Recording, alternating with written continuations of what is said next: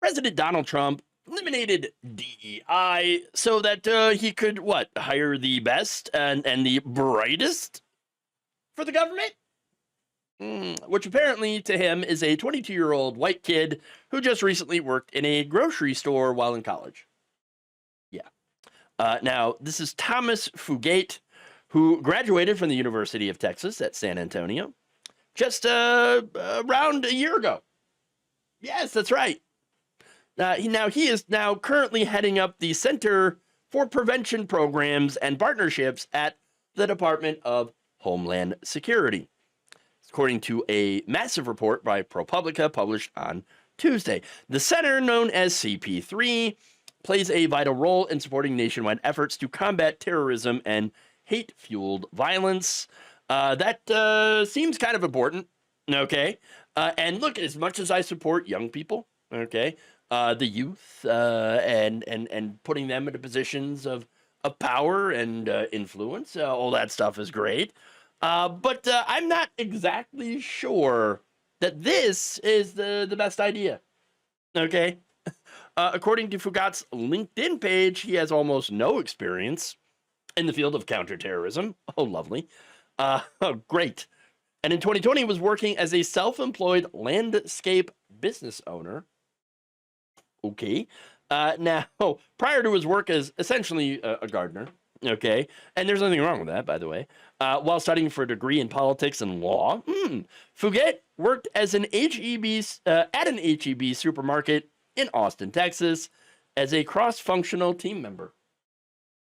Cross-functional team member. Okay. Well, okay. What does it have? Some managerial skills? Perhaps some team building skills. Okay. That doesn't mean that he should be qualified to run an entire counterterrorism department. I mean, what is going on here? What is this what the absence of DEI looks like? Because if it is, bring back DEI.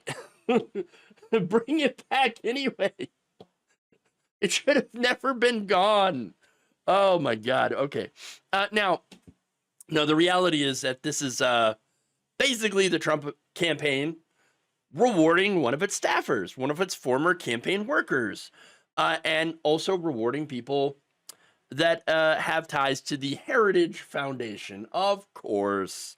Now, he had served as an advanced team member on President Trump's 2024 presidential campaign, and had previously interned at the Heritage Foundation, as well as for Texas Representatives Terry Wilson and Steve Allison.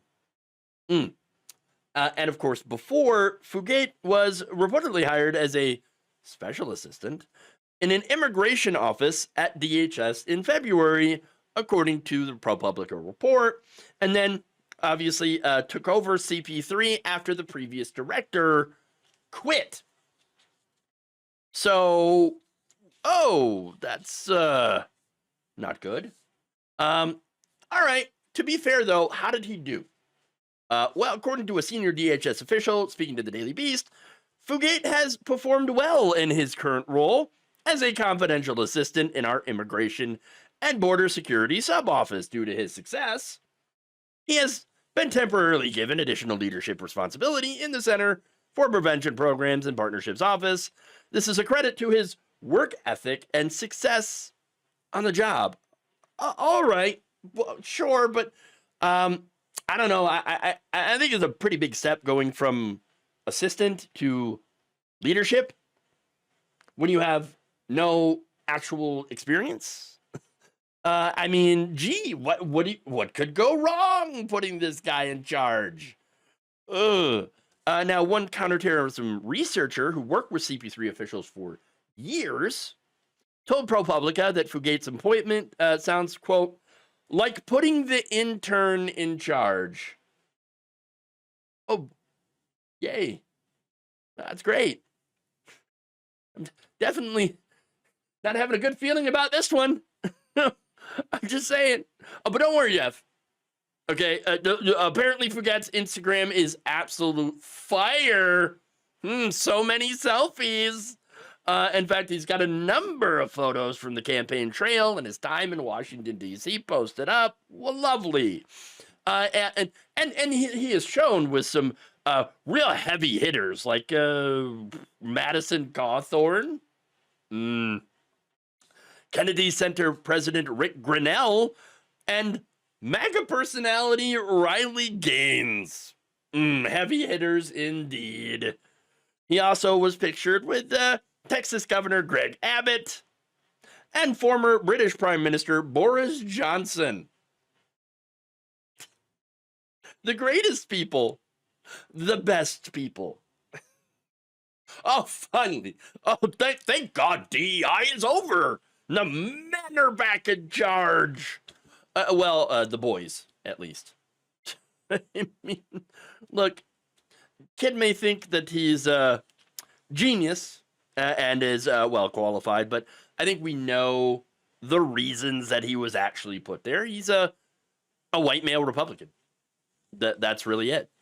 And secondly, look, he's very likely to do whatever Donald Trump asks him to do. And knowing Donald Trump, he might, look, Trump's going to ask him to do illegal stuff. And he's probably going to do those illegal things. All right.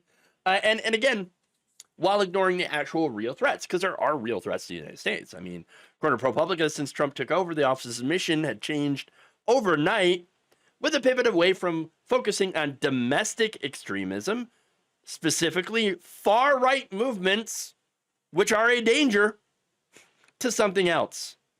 In fact, the terrorism category that framed the agency's work for years was abruptly expanded to include the drug cartels, part of which DHS staffers call an overarching message that border security is their only mission that matters. Whereas, what about the rest of the terror threats?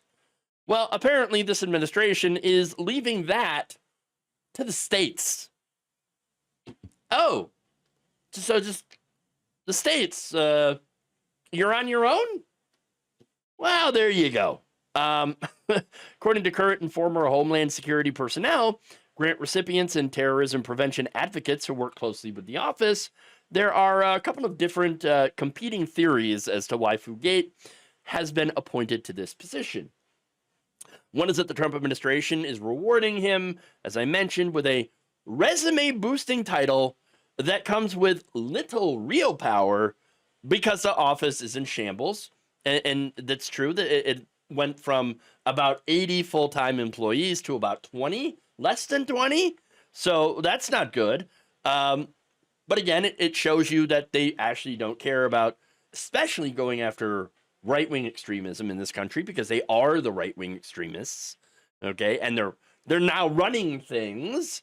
But the other is that the White House installed him to oversee a pivot away from traditional counterterrorism lanes and to steer resources towards MAGA-friendly sheriffs and border security projects before eventually shuttering operations.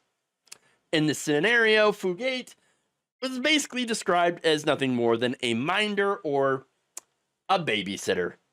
Whichever happens to be true, there is no doubt now that stuff that in the United States has gotten a little bit more dangerous. Right-wing extremism hasn't gone away. It's still here. Anti-Semitic violence hasn't gone away. It's still here. But apparently this administration is going to ignore all that because the border for them is all that matters. And the states, hey, sorry, you're on your own. Well, I mean, what's the worst that could happen? Thank you for watching. If you enjoyed this video, please like, share, subscribe, hit the bell icon in order to get notified whenever a new video is released. And if you want to support independent, progressive media through this difficult time where it seems like everybody is shutting down, you can become a member on our YouTube page, you can become a subscriber on Facebook, or you can go to my Patreon. It's patreon.com/Jeff Waldorf. Thank you.